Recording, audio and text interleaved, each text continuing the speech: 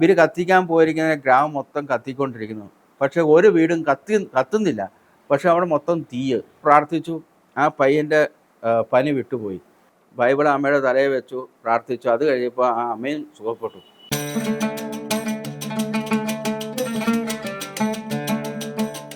ഈശോ മിശിഹായ്ക്ക് സ്തുതിയായിരിക്കട്ടെ. പ്രിയമുള്ളവരെ, ഇന്നൊരു വലിയ മനുഷ്യനെ പരിചയപ്പെടുത്താൻ ഞാൻ ആഗ്രഹിക്കുന്നു. ഇദ്ദേഹമായിട്ട് എനിക്ക് കഴിഞ്ഞ 22 വർഷമായിട്ട് പരിചയമുണ്ട്. 44 വർഷം മുമ്പ് അദ്ദേഹം ഈശോയെ തിരിച്ചറിഞ്ഞു. പക്ഷേ ഈശോ തിരിച്ചറിയുന്നതിന് മുമ്പ് അദ്ദേഹം സഭയ്ക്കെതിരായിട്ടും ക്രിസ്ത്യാനികൾക്കെതിരായിട്ടും പ്രവർത്തിച്ചുകൊണ്ടിരിക്കുകയാണ്. വിശുദ്ധ പൗലോസ്ലീഹായെ പോലെ ഇദ്ദേഹവും ക്രിസ്ത്യൻസിനെ എങ്ങനെയാണ് നശിപ്പിക്കാൻ പറ്റുന്നത്, ക്രിസ്ത്യൻസിനെ എങ്ങനെയാണ് ആക്രമിക്കാൻ പറ്റുന്നതെന്ന് ചിന്തിച്ചുകൊണ്ടിരിക്കുകയായിരുന്നു. ഒരു ദിവസം ഒരു വില്ലേജ് കത്തിക്കാൻ പോയി. ക്രിസ്ത്യാനികൾ ഒരു വില്ലേജ് മൊത്തം കത്തിക്കാനായിട്ട് പോയി. പക്ഷെ കത്തിക്കാൻ അവിടെ ചെന്നപ്പോഴേക്കും കത്തിക്കാനുള്ള ആരാണ് ഇവരെ വിളിച്ചുകൊണ്ട് പോയത്, ഒരു ഗ്രൂപ്പായിട്ട് വിളിച്ചുകൊണ്ട് പോയത്, ആ മനുഷ്യൻ്റെ മകളെ വേറെ ആരെ അടിച്ചുകൊണ്ട് പോയി. അത് കാരണം ആ മകളെ കാണാത്ത ആ വിഷമത്തോട് ഇരിക്കുകയായിരുന്നു. അതുകൊണ്ട് വില്ലേജ് കത്തിക്കാൻ പറ്റിയില്ല. പക്ഷെ എന്നാലും വന്നതല്ലേ എന്ന് വിചാരിച്ച് എന്തെങ്കിലുമൊക്കെ ചെയ്യണമെന്ന് നേരം വെളുക്കുന്നതിന് മുമ്പ് കത്തിക്ക് പോകാവുള്ളൂ എന്നൊക്കെ വിചാരിച്ച് പുള്ളി അവിടെ കിടക്കുമായിരുന്നു. അങ്ങനെ കിടക്കുമ്പം കാണുന്നു, ഇദ്ദേഹം ഒരു സ്വപ്നം കാണുന്ന പോലെ ആ വില്ലേജ് മൊത്തം കത്തുന്നു. ആ കത്തുന്നതിനകത്ത് ഒരു വെളുത്ത താടിയൊക്കെ ഉള്ള നരച്ച മുടിയൊക്കെ ഉള്ള ഒരു മനുഷ്യൻ നിൽക്കുന്നു. എന്നിട്ട് ആ മനുഷ്യനെ ഇങ്ങനെ കൈകൊണ്ട് കാണിക്കുന്നു. ഇങ്ങനെ കൈകൊണ്ട് കാണിക്കുന്ന ഇദ്ദേഹത്തെ വിളിക്കുന്ന പോലെ പുള്ളിക്കൊരു അനുഭവം ഉണ്ടായി. പിന്നെ പുള്ളിക്ക് ഉറങ്ങാൻ പറ്റുന്നില്ല. പിന്നെ എങ്ങനെ വിഷമം കഴിച്ച് കാലത്തായി തിരിച്ചു പോയി. പിന്നെ പുള്ളിയുടെ സുഹൃത്തുക്കളോടൊക്കെ പറയാൻ തുടങ്ങി, എനിക്ക് ഇങ്ങനെ ഒരു അനുഭവം ഉണ്ടായി, എനിക്ക് മനസ്സിലാകാൻ പറ്റുന്നില്ല എന്ന്. അപ്പോൾ അങ്ങനെ ഒരു അനുഭവം ഉണ്ടായി. അങ്ങനെയാണ് അദ്ദേഹം ഈശോയെ തിരിച്ചറിയാനായിട്ട് ഇടവന്നത്. ഇനി നമുക്ക് അദ്ദേഹത്തിൻ്റെ തന്നെ നിന്നും നമുക്ക് കേൾക്കാം. ସମସ୍ତଙ୍କୁ ପ୍ରେଜ୍ ଦ ଲର୍ଡ, ଜୟ ଯୀଶୁ। ଖୁସି ଲାଗିଲା ଯେ ଆପଣମାନଙ୍କୁ ମୋ ମନର କଥା କିଛି କହିବା ପାଇଁ। ମୋ ନାଁ ପ୍ରକାଶ କୁମାର ତ୍ରିପାଠୀ। ମୁଁ ଓଡ଼ିଶାର ଗୋଟେ ବ୍ରାହ୍ମଣ ପରିବାରରେ ଜନ୍ମ, ବ୍ରାହ୍ମଣ ଭିତରେ ଦାନୁଆ ବ୍ରାହ୍ମଣ। ഇപ്പോൾ ഇദ്ദേഹം എങ്ങനെയാണ് ഈ 44 വർഷം മുമ്പ് കർത്താവിനെ തിരിച്ചറിഞ്ഞത് എന്നാണ് പറഞ്ഞത്. അപ്പോൾ അത് തിരിച്ചറിഞ്ഞപ്പോൾ ഉണ്ടായ ബുദ്ധിമുട്ടുകളും ഒക്കെയാണ് സംസാരിച്ചത്. പുള്ളി 8, 9, 10 ക്ലാസ്സുകളിൽ പഠിക്കുന്ന സമയത്ത് ക്രിസ്ത്യാനികൾക്കെതിരായി പ്രവർത്തിക്കുന്ന ഒരു ഗ്രൂപ്പിൽ പുള്ളി മെമ്പറായിരുന്നു. അപ്പോൾ അവരോടുകൂടി ക്രിസ്ത്യാനികൾക്കെതിരായിട്ട് സംസാരിക്കാനും അതിനുള്ള മീറ്റിംഗ് നടത്താനും ചെറിയ ആയുധങ്ങൾ ഉപയോഗിച്ച് അവരെ ആക്രമിക്കാനും ഒക്കെ അവരെ പഠിപ്പിച്ചിട്ടുണ്ടായിരുന്നു. അപ്പം അങ്ങനെ ഇരിക്കുന്ന സമയത്ത് ഒരു ഗ്രാമം കത്തിക്കാൻ അവർ തീരുമാനിച്ച് ഇവരൊരു 10-40 യൂത്ത് മെമ്പേഴ്സ് അത് കത്തിക്കാനായിട്ട് അങ്ങ് പോയി. അപ്പോൾ ഇവരെ വിളിച്ചുകൊണ്ട് വന്ന ആ മനുഷ്യൻ അന്ന് അവിടെ ഇല്ലാഞ്ഞിരുന്നു കൊണ്ട് അവർ രാത്രി കത്തിക്കാൻ വേണ്ടി അവർ റെഡിയായിട്ട് ഒരു വരാന്തയിൽ കിടക്കുകയായിരുന്നു. അപ്പോൾ ഇദ്ദേഹത്തിന് എങ്ങനെയോ 2-3 പ്രാവശ്യം ഞെട്ടലോട് പുള്ളി നോക്കുന്നു. വെറും സ്വപ്നമല്ല, പക്ഷേ റിയാലിറ്റിയിൽ പുള്ളി നോക്കുന്നു. കാണുന്ന ഇങ്ങനെയാണ്, ഇവർ കത്തിക്കാൻ പോയിരിക്കുന്ന ഗ്രാമം മൊത്തം കത്തിക്കൊണ്ടിരിക്കുന്നു. പക്ഷെ ഒരു വീടും കത്തുന്നില്ല. പക്ഷെ അവിടെ മൊത്തം തീയ്. പക്ഷെ ആ തീകോളത്തിൽ ഒരു താടി ഉള്ള ഒരു മനുഷ്യൻ ഇങ്ങനെ ഈ പുള്ളിയെ വിളിക്കുന്നത് പോലെ തോന്നുന്നു. അങ്ങനെ അദ്ദേഹത്തിന് തോന്നി. 3 പ്രാവശ്യം ഇങ്ങനെ അനുഭവം ഉണ്ടായിക്കഴിഞ്ഞപ്പോഴേക്കും പുള്ളി അവിടെ നിന്ന് ആ വില്ലേജിൽ നിന്ന് വിട്ട് പുള്ളിയുടെ വീട്ടിലേക്ക് പോയി കഴിഞ്ഞപ്പോഴും പുള്ളിക്ക് ഇതാണ് ചിന്ത, ഇതെന്താണ് ഇങ്ങനെ ചിന്തിച്ചുകൊണ്ടിരിക്കുകയാണ്. പക്ഷേ അന്നേരം പുള്ളിയുടെ ഒരു കൂട്ടുകാരന് ഒരു ക്രിസ്ത്യൻ ഉണ്ടായിരുന്നു. അവനോട് ചോദിച്ചൊരു ബൈബിൾ വാങ്ങിച്ചു. ബൈബിളൊക്കെ വായിക്കാൻ തുടങ്ങി. പക്ഷേ എങ്ങനെയാണ് പ്രാർത്ഥിക്കുന്നത് ഒന്നും അറിയത്തില്ലായിരുന്നു. പ്രാർത്ഥിക്കാനൊന്നും വശമില്ലായിരുന്നു. അങ്ങനെ ഇരുന്നപ്പം ബൈബിൾ മാത്രം വായിച്ച് കുറേ ദിവസം അങ്ങനെ പോയി. കുറേ ദിവസം കഴിഞ്ഞപ്പം ആ തൊട്ടടുത്ത് ഗ്രാമത്തിൽ ഒരു പയ്യന് പനിയായിരുന്നു. അപ്പം ആ പനിക്ക് പല സ്ഥലങ്ങളും മരുന്ന് മേടിക്കാനൊക്കെ കൊണ്ടുപോയി. പക്ഷേ മരുന്ന് കൊണ്ടൊന്നും ശരിയായില്ല. അപ്പോൾ ഒരു ദിവസം പുള്ളിക്ക് തോന്നി, ഞാൻ അവന് വേണ്ടി ഒന്ന് പ്രാർത്ഥിക്കാമെന്ന്. അപ്പം ബൈബിൾ ഉണ്ടായിരുന്നു. ആ ബൈബിൾ കൊണ്ട് ആ പയ്യൻ്റെ മേലെ വെച്ച് പുള്ളി പ്രാർത്ഥിച്ചു. അങ്ങനെയാണ് ആദ്യമായിട്ട് പ്രാർത്ഥിക്കാനുള്ള ഒരു കഴിവ് ദൈവം പുള്ളിക്ക് കൊടുത്തത്. അല്ലെങ്കിൽ അതുവരെ പ്രാർത്ഥിക്കാൻ അറിഞ്ഞില്ല. ഏതായാലും എങ്ങനെയോ പ്രാർത്ഥിച്ചു. ആ പയ്യൻ്റെ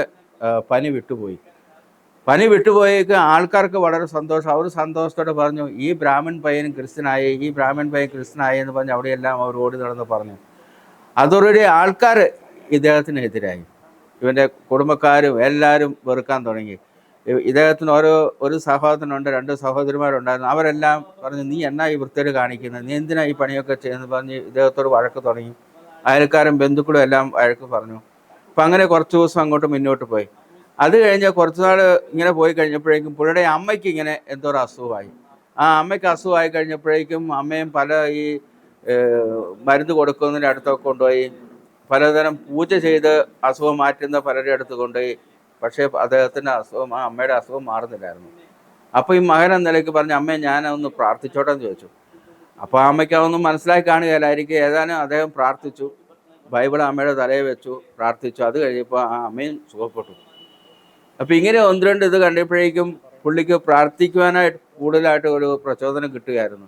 പിന്നെ ആര് വിളിച്ചാലും പ്രാർത്ഥിക്കാൻ പോകാൻ തുടങ്ങി. പക്ഷേ അപ്പോഴേക്കും ആ അടുത്തുള്ള ആൾക്കാർ ബ്രാഹ്മിൺസ് ആണല്ലോ, അവരെല്ലാം അറിഞ്ഞു. എല്ലാവരും ഇദ്ദേഹത്തിന് എതിരായിട്ട് സംസാരിക്കാനും പ്രവർത്തിക്കാനും തുടങ്ങി. അങ്ങനെ ഒരു സംഭവം ഉണ്ടായതോടുകൂടി പലരും അവരോട് പറഞ്ഞു, പല ഉന്നതരായിട്ടുള്ള ജോലിക്കാരും ഗവൺമെൻറ് ജോലിക്കാരും അല്ലാത്തവരൊക്കെ ആയിട്ട് ബ്രാഹ്മിൺസൊക്കെ പുറോട് പറഞ്ഞു, നീ ഒരു ബ്രാഹ്മണായിട്ട് ഈ പരിപാടിക്ക് എന്തിനാണ് പോകുന്നത്? നീ ഇത് നിർത്ത്, അല്ലെ നിന്നെ വില്ലേജിൽ നിന്ന് പുറത്താക്കും, വീട്ടിൽ നിന്ന് പുറത്താക്കും, നിനക്ക് പിന്നെ ഒരു പൈസയോ സഹായമോ അങ്ങനെയൊന്നും ഉണ്ടാകുകയില്ല, നിന്നെ ആരും നോക്കുകയില്ല, നിൻ്റെ ജീവൻ മഹാ കട്ടപ്പോയാകും എന്നൊക്കെ പറഞ്ഞു. എന്നാലും ആ തീയിൽ കണ്ട ഈശോയുടെ മുഖം എപ്പോഴും മനസ്സിലുണ്ടായിരുന്നതുകൊണ്ട് പുള്ളി പിന്നോട്ട് പോയില്ല, മുന്നോട്ട് തന്നെ പോവുകയായിരുന്നു. ସେଇଠୁ ମୋ ମା କହିଲା ବାବୁରେ ଘରେ ମୋ ମା କହିଲା ବାବୁରେ ଭଉଣୀମାନଙ୍କୁ ରୋଡ଼ରେ ଚଲେଇ ଦେଉନାହାନ୍ତି, ଘରକୁ ରାତିରେ ଟେକା ପଥର ମାରୁଛନ୍ତି, ତୁ ଘରୁ പളാ. പുള്ളി ക്രിസ്ത്യനായി.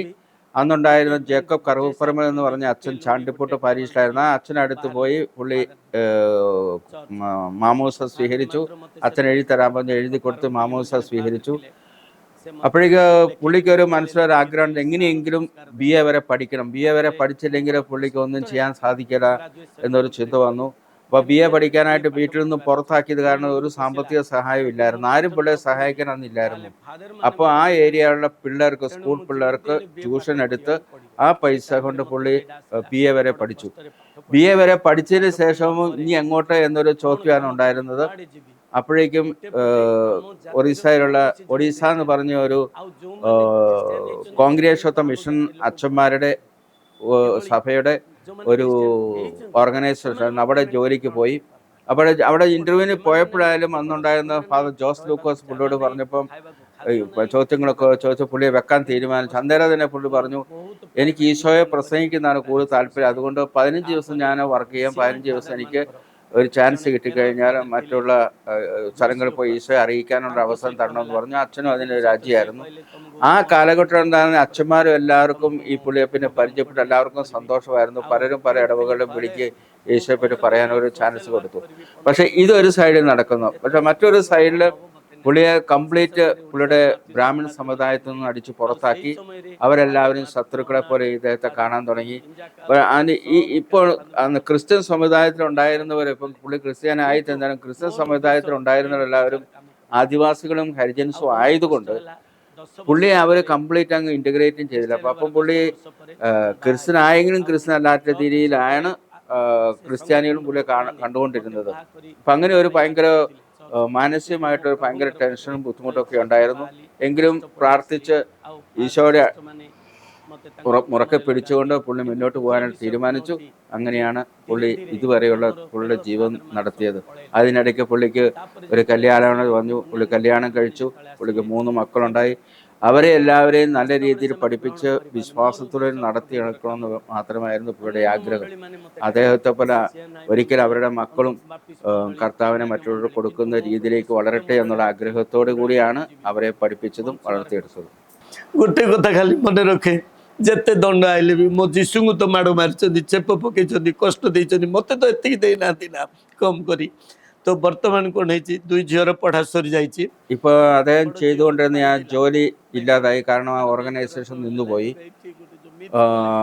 മറ്റു പലരും പുള്ളിയുടെ നേരത്തെ നല്ല രീതിയിലൊക്കെ സംസാരിച്ചിരുന്ന ഈവൻ അച്ഛന്മാരായാലും കത്തോലിക്ക സഭയിലെ മറ്റു ലീഡേഴ്സൊക്കെ ആയാലും ഇപ്പോൾ എല്ലാവരും ഈ ചാകുന്നതും നിൽക്കുകയാണ്. അപ്പം പുള്ളി സ്വന്തം സമുദായത്തിൽ നിന്ന് മൊത്തം പുറത്തായി.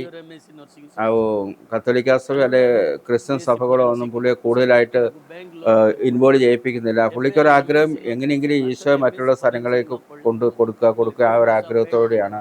ഇവൻ മറ്റ് പല സഭക്കാരും പുള്ളിയെ വിളിക്കുന്നുണ്ട്. പക്ഷെ അവരുടെയൊക്കെ പ്രാർത്ഥനയ്ക്ക് അവർക്കൊരു ബൈബിൾ വാക്യങ്ങളൊക്കെ പറയാനൊക്കെ ആയിട്ട് പോകുന്നുണ്ട്. അല്ലാതെ അവരുടെ സഭയെ ചേരാനായിട്ട് പല പ്രാവശ്യം ഫോഴ്സ് ചെയ്താലും പുള്ളി പറഞ്ഞു ഞാൻ കർത്താവിനെ തിരിച്ചറിഞ്ഞ് കത്തോലിക്ക സഭ വെച്ചാണ്, അതുകൊണ്ട് ഞാൻ മറ്റ് സഭകളിലേക്കൊന്നും പോവുകയില്ല. അപ്പം അങ്ങനെ വളരെ വിഷമത്തോടുകൂടി പുള്ളി കഴിയുന്നു. പുള്ളിയുടെ 3 മക്കൾ, 2 മക്കള് പഠിച്ചു. അവർക്ക് ഒരാൾക്ക് ഇപ്പം ജോലിയൊക്കെ ആയി വരാറായിട്ടുണ്ട്. മൂന്നാമത്തെ കൊച്ചു പഠിച്ചുകൊണ്ടിരിക്കുകയാണ്. 3 പെമ്പിള്ളേരാണ്. മൂന്നാമത്തെ പഠിച്ചുകൊണ്ടിരിക്കുകയാണ്. പക്ഷേ ഇനി എങ്ങനെ 2 വർഷം ഇപ്പോൾ 2-3 വർഷം കൂടെ പഠിക്കാനുണ്ട്. അതെങ്ങനെ ഇപ്പം ആ കൊച്ചിന് വേണ്ടി ഫീസൊക്കെ അടയ്ക്കാൻ പറ്റുമെന്നുള്ളൊരു ചിന്തയിലാണ്. കാരണം സാമ്പത്തികമായിട്ട് വേറെ ജോലിയൊന്നുമില്ല, വേറെ അസറ്റ്സ് ഒന്നുമില്ല, ബാങ്ക് ബാലൻസും ഇല്ല. അപ്പം അങ്ങനെ ഒരു കഷ്ടപ്പെട്ട് വിഷമത്തോടെ നിൽക്കുന്ന ഒരു സമയമാണിപ്പം. കാരണം സമുദായം കംപ്ലീറ്റ് ഉപയോഗിച്ചുകൊണ്ട് അവിടെ നിന്ന് ഒരു പൈസ ഇല്ല, ജോലിയില്ലെന്നായി പോയി. അതുകൊണ്ട് ഇപ്പോൾ അങ്ങനെ ഒരു വിഷമമുണ്ട്. പിന്നെ ഫിസിക്കലായിട്ടും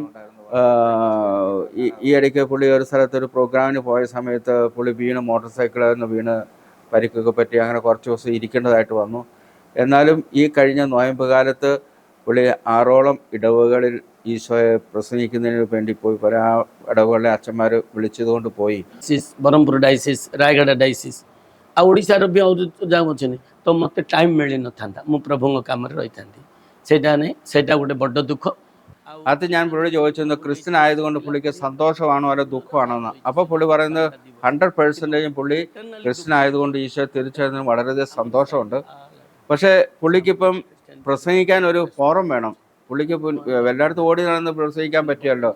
അതുകൊണ്ട് ഇപ്പോൾ അച്ഛന്മാരും സിസ്റ്റേഴ്സും ഒക്കെ പുള്ളിയെ കൂടുതലായിട്ട് വിളിക്കുന്ന ഒരു അവസരം ഉണ്ടാക്കി കൊടുത്തു കഴിഞ്ഞാൽ പുള്ളിക്ക് അവിടങ്ങളിലൊക്കെ പോയി ഈശോയെ പ്രഘോഷിക്കുന്ന ഒരു ചാൻസ് വേണമായിരുന്നു. ആ ചാൻസ് കുറയുന്നത് പോലെ പുള്ളിക്കൊരു അനുഭവം വരുന്നുണ്ട്. അതുകൊണ്ട് ഒരു വിഷമം തോന്നുന്നു. അല്ലെങ്കിൽ പുള്ളി കുടുംബത്തിൽ വളരെ സന്തുഷ്ടനാണ്. പുള്ളിയുടെ ഭാര്യ ഇവിടെയുണ്ട്, പുള്ളിയുടെ ഭാര്യയുടെ അമ്മയുണ്ട്, പിള്ളേർ പുറത്ത് പേര് 3 പേരും പഠിച്ചുകൊണ്ട് ഒരാൾ ഒരു ചെറിയ ജോലി ഇപ്പോൾ തുടങ്ങിയിട്ടുണ്ട്. പക്ഷേ അത് പൈസയൊന്നും അവർ കൊടുക്കുന്നില്ല. അപ്പം അങ്ങനെ സാമ്പത്തിക ബുദ്ധിമുട്ടുകളും ക്ലേശങ്ങളും ഒക്കെ ഉണ്ടെങ്കിൽ തന്നെയും മനസ്സിൽ പുള്ളി സന്തുഷ്ടനാണ്. ഈശോയെ തിരിച്ചറിഞ്ഞ് അതാണ് ഏറ്റവും വലിയൊരു സമ്പത്തായിട്ട് പുള്ളി കരുതുന്നത്. ഇത്രയും കാര്യങ്ങളാണ് അദ്ദേഹം നമ്മളോട് സൂചിപ്പിച്ചത്. ഈ കാണുന്ന ഈ പേപ്പറുകൾ ഇദ്ദേഹം ഈ നോയമ്പ് കാലത്ത് പല സ്ഥലങ്ങളിൽ പ്രസംഗിക്കാൻ പോയായിരുന്നു, ധ്യാനങ്ങൾ കൊടുക്കാൻ പോയായിരുന്നു. അപ്പോൾ അവിടുത്തെ ആൾക്കാർ ഓരോ നിയോഗങ്ങളായിട്ട് എഴുതിയ പേപ്പറുകളുമുണ്ട്, അല്ലെങ്കിൽ എന്തെങ്കിലും അവരുടെ ജീവിതത്തിൽ ആ ധ്യാന സമയത്തുണ്ടായ അനുഭവം അതൊക്കെ വർണ്ണിച്ചുകൊണ്ടുള്ള പേപ്പറുകളാണ്. ഇത് വെച്ച് അവർ ഇദ്ദേഹം ഈ വീട്ടിൽ ചെയ്യുന്നത് ഓരോ ദിവസവും 1-2 പേരുടെ പേപ്പർ എടുക്കും, അവരെ ഓർത്തുകൊണ്ട് പ്രാർത്ഥിക്കും. എന്തെങ്കിലും നിയോഗങ്ങളുണ്ട് അതിനുവേണ്ടി പ്രാർത്ഥിക്കുക. ഏതെങ്കിലും താങ്ക്സ് ഗിവിങ് ആണെങ്കിൽ അത് ദൈവത്തോട് നന്ദി പറയും. ഈ നിൽക്കുന്ന ഈ സ്ഥലം തന്നെ ക്രിസ്മസ് സമയത്തൊക്കെ ഈ 10-200 പേരോളം വരും. അപ്പം പുറത്തൊക്കെ അകത്തും എല്ലാ മുറികളിലൊക്കെ ആയിട്ടായിരുന്നു അവർ പ്രാർത്ഥിക്കുകയും ചെയ്യും. എല്ലാം പുള്ളിയുടെ സ്വന്തം ചെലവിലാണ് പുള്ളിയാണ് നടത്തുന്നത്. അല്ലാതെ എല്ലാ മാസവുമുള്ള പ്രാർത്ഥനയ്ക്ക് ഈ ഭാഗത്തുള്ള ജനങ്ങൾ ഒരു മിനിമം ഒരു 30 പേരേലും വരും. ഇപ്പോൾ ഉള്ള സ്ഥലങ്ങൾ അഡ്ജസ്റ്റ് ചെയ്ത് അവർ പ്രാർത്ഥിക്കുകയും ചെയ്യുന്നു. ഇപ്പോൾ മറ്റുള്ള ദിവസങ്ങളായാലും ചിലപ്പോൾ ആൾക്കാർ എന്തെങ്കിലും പേപ്പർ എഴുതി കൊടുത്തു വന്ന് പ്രാർത്ഥിക്കാൻ പറയാം, ചിലപ്പോൾ ഇവിടെയും വരും. അപ്പോൾ ഇതൊരു പ്രാർത്ഥനയുടെ ഒരു സ്ഥലമായിട്ട് ഇവരുടെ ഈ വീട് മാറിയിരിക്കുകയാണ്. ଯେତେ କ୍ୟାଥୋଲିକ୍ ୟୁଥ୍ ମାନଙ୍କୁ ରିଲିଜିୟସ୍ ବିଷୟରେ ଷ୍ଟ୍ରେନ୍ଥେନ୍ କରିବା, ମାଆ ମାନଙ୍କୁ ଷ୍ଟ୍ରେନ୍ଥେନ୍ କରିବା, କାଟିକିଷ୍ଟ ମାନଙ୍କୁ ଷ୍ଟ୍ରେନ୍ଥେନ୍ କରିବା, ଦେନ୍ ଭିଲେଜ୍ ଲିଡର୍ ମାନଙ୍କୁ ଷ୍ଟ୍ରେନ୍ଥେନ୍ କରିବା, ଏଇଟା ହେଉଛି ଖ୍ରୀଷ୍ଟିଆନ କମ୍ୟୁନିଟି ପାଇଁ। ଆଣ୍ଡ ପ୍ରଚାରକମାନେ ଯେଉଁ ସମାଜରେ ବହୁଛନ୍ତି ଅଦର କଲଚର ମଧ୍ୟ ଜାଣିବା। ഇപ്പോൾ ഇദ്ദേഹം പറഞ്ഞുകൊണ്ട് വരുന്ന കാര്യങ്ങൾ ഇത്രയായിരുന്നു. അദ്ദേഹം പറയുന്നത് ഒറീസ സഭ വളരണമെങ്കിൽ ബൈബിൾ അനുസരിച്ച് ജീവിക്കുന്ന സഭാമക്കളെ വളർത്തിയെടുക്കണമെങ്കിൽ വാർത്തെടുക്കണമെങ്കിൽ കൂടുതലായിട്ടും ഒന്നാമതായി ശ്രമിക്കേണ്ടത് ഓർഗനൈസേഷൻ ലെവൽ, പിള്ളേർക്ക് വേണ്ടി, യൂത്തിന് വേണ്ടി, അമ്മമാർക്ക് വേണ്ടി, ഗ്രാമങ്ങളിലുള്ള ലീഡേഴ്സിന് വേണ്ടി സെപ്പറേറ്റ് ധ്യാനങ്ങളും ട്രെയിനിങ് പ്രോഗ്രാംസും എല്ലാ വർഷവും നടത്തണം. അതോടുകൂടി കൂടുതലായിട്ട് ബൈബിൾ സംബന്ധപ്പെട്ട ചെറിയ ബുക്ക്ലെറ്റ്സും ഒക്കെ ഉണ്ടാക്കി ഇവർക്ക് അധികം എഴുത്തും അതിനൊന്നും ഇല്ലാത്തതാകാണ്ട് ഇച്ചിരി പിക്ചോറിക്കലായിട്ടുള്ള ബുക്സും പ്രാർത്ഥനാ പുസ്തകങ്ങളൊക്കെ ഉണ്ടാക്കി ഇവരിലേക്ക് എത്തിക്കാൻ ശ്രമിക്കണം. പിന്നെ മൂന്നാമതൊരു കാര്യം പുള്ളി പറഞ്ഞത്, ഇവരുടെ കൾച്ചർ അനുസരിച്ച് എങ്ങനെയാണ് ഈശോയെയോ അല്ലെ മാതാവിനെയോ അല്ലെ വിശുദ്ധന്മാരെയോ ഒക്കെ ജനങ്ങളിലേക്ക് പെട്ടെന്ന് എത്തിക്കുന്ന രീതിയിലുള്ള ചെറിയ ഡ്രാമയോ ഭജനോ വല്ല ഷോർട്ട് പ്ലേയോ ഇതൊക്കെ ആവശ്യമാണെന്ന് പുള്ളി പറയാണ്. നമ്മൾ ഒരു നല്ലൊരു പ്രസംഗം വഴിയായിട്ട് എത്തിക്കാൻ പറ്റുന്നതിനേക്കാളും കൂടുതലായിട്ട് സന്ദേശം അവരിൽ എത്തിക്കാൻ പറ്റും. അങ്ങനെയൊക്കെ ഒത്തിരി കാര്യങ്ങൾ ചെയ്യണമെന്ന് പുള്ളിക്ക് സ്വപ്നമുണ്ട്, ആഗ്രഹമുണ്ട്, അതിനുള്ള കഴിവുണ്ട് പുള്ളിക്ക്. പക്ഷേ അതിനുള്ള ഒരു സാഹചര്യം പുള്ളിക്ക് ഉണ്ടാകുന്നില്ല. കാരണം പുള്ളിയെ സംബന്ധിച്ചിടത്തോളം കുടുംബം നോക്കണം, കുടുംബത്തിൽ ഒത്തിരി ബുദ്ധിമുട്ടുകൾ, സാമ്പത്തിക ബുദ്ധിമുട്ടുണ്ട്. ഇനി പുള്ളിക്ക് ജോലിയൊന്നുമില്ല. അപ്പം ഇതൊക്കെ ചെയ്യണമെന്നുണ്ടെങ്കിൽ ഇപ്പം ദൂര സ്ഥലങ്ങളിലൊക്കെ ചെയ്യുകയോ അല്ലെ പ്രസംഗിക്കുകയോ അല്ലെ എന്തെങ്കിലുമൊക്കെ ചെയ്യണമെങ്കിൽ സാമ്പത്തിക സഹായം ആവശ്യമാണ്. പക്ഷെ അതൊന്നും ഇല്ലാത്തതുകൊണ്ട് പുള്ളിയുടെ ഈ സ്വപ്നങ്ങളൊക്കെ സ്വപ്നം പോലെ ഇപ്പോൾ ഇരിക്കുന്നു. പക്ഷെ നല്ല കഴിവുള്ള മനുഷ്യനാണ്. ഒരു എവിടുന്നെങ്കിലും ഇച്ചിരി ഒരു സാമ്പത്തിക സഹായമൊക്കെ കിട്ടിക്കഴിഞ്ഞാൽ ഈ മനുഷ്യനെ നമുക്ക് നല്ല രീതിയിൽ ഇവിടുത്തെ സഭ വളർത്തിയെടുത്തതിന് ഉപയോഗിക്കാൻ പറ്റുമെന്നൊരു വിശ്വാസം എനിക്കുള്ള ഒരു അച്ഛൻ എന്ന നിലയിൽ. കാരണം ഇന്നിപ്പോൾ സഭയെ അനുഭവിക്കുന്ന ഏറ്റവും ഒരു ബുദ്ധിമുട്ടും, ഒറീസയിലെ സഭ അനുഭവിക്കുന്ന ഏറ്റവും ഒരു ബുദ്ധിമുട്ടും എന്ന് പറയുന്നത്, ജനങ്ങൾ ക്രിസ്ത്യനായി മാമോസ സ്വീകരിച്ചു, പക്ഷേ സഭയുടെ സിദ്ധാന്തങ്ങളൊക്കെ വളരെ കുറച്ചേ അറിയത്തുള്ളൂ. നല്ല രീതിയിൽ പ്രാർത്ഥിക്കാനുള്ള ഒരു അവസ്ഥയിലേക്ക് അവരെ നമ്മൾ വളർത്തിയെടുത്തിട്ടില്ല. പേരിന് മാത്രം ഒരു ക്രിസ്ത്യൻ, അങ്ങനെ വേണം നമ്മൾ ഇവിടുത്തെ സഭയിലെ ക്രിസ്ത്യാനികളെ നമുക്ക് അങ്ങനെ വിളിക്കാം, പേരിന് മാത്രം ക്രിസ്ത്യൻ. പക്ഷെ ഇദ്ദേഹം പറയുന്നത് പേരിന് മാത്രമല്ല ക്രിസ്ത്യൻ, ബൈബിളിനെ അനുസരിച്ച് ജീവിക്കുന്ന നല്ല മക്കളാക്കി വളർത്തിയെടുക്കണം. പിന്നെ ഇദ്ദേഹം ഒരു കാര്യം പറഞ്ഞിരുന്നു, മിസ്റ്റർ പത്രോസിൻ്റെ ലേഖനം കോട്ട് ചെയ്തുകൊണ്ട് അദ്ദേഹം പറഞ്ഞത്, നമ്മളെല്ലാവരും ഇവിടെ ക്രിസ്ത്യൻസ് ആയതിനു ശേഷം, സഭയിലേക്ക് വന്നതിന് ശേഷം നമ്മൾ ഈ ജാതീയ ചിന്താധാര മനസ്സിൽ വെക്കുന്നത് നല്ലതല്ല. നമ്മളെല്ലാവരും ഒരു സഭയുടെ മക്കളാണ്, നമ്മളെല്ലാവരും വിശുദ്ധ ജനമാണ്. ആ വിശുദ്ധ ജനം എന്നുള്ളതാണ് നമ്മുടെ ജാതി. ആ ഒരു രീതിയിലേക്ക് വളരണമെന്നാണ് പുള്ളി പറഞ്ഞത്. അതായത് ഇത് പറയാൻ കാരണം, ഒറീസയിലെ സഭയിൽ ആദിവാസികളുണ്ട്, ഹരിജൻസ് ഉണ്ട്. ബ്രാഹ്മിൺസിനൊക്കെ വന്നവർ വളരെ കൈവേല എണ്ണാവുന്ന ജനങ്ങളേ ഉള്ളൂ. അപ്പോൾ കൂടുതലായിട്ടുള്ളത് ആദിവാസികളും ദളിത് വർഗത്തിൽ നിന്നുമാണ്. അവരുടെ ഇടയ്ക്ക് ഈ ജാതി ചിന്തകളൊക്കെ ഉണ്ട്. അപ്പോൾ ആ ജാതി ചിന്തകളൊക്കെ മാറി നമ്മളെല്ലാവരും ഒറ്റ ജാതിയാണ്, ക്രിസ്ത്യാനികളുടെ ഒറ്റ ജാതി, അത് നമ്മൾ വിശുദ്ധ ജനം. ആ വിശുദ്ധ ജനമായിട്ട് നമ്മൾ ജീവിക്കണം. അതിനൊക്കെ വേണ്ടി അദ്ദേഹം കൂടുതലായിട്ട് ശ്രമിക്കാൻ ആഗ്രഹിക്കുന്നു. ദൈവം അനുഗ്രഹിക്കുകയാണെങ്കിൽ അതിനുള്ള സാഹചര്യം ഉണ്ടാകും. ഇദ്ദേഹം താമസിക്കുന്നത് റായഗഡ ടൗണിനുള്ളിലാണ്. റായഗഡ ടൗണിനുള്ളിലാണ് താമസിക്കുന്നത്. ഇതേ ഇവിടെ താമസം തുടങ്ങിയ സമയത്ത് ഇദ്ദേഹം ക്രിസ്ത്യനാണെന്ന് അറിഞ്ഞുകൊണ്ട് ഈ സ്ട്രീറ്റുള്ള ആരും പുള്ളിയോട് സംസാരിക്കുകയോ ബന്ധപ്പെടുകയോ ഒന്നും ചെയ്യുന്നില്ലായിരുന്നു.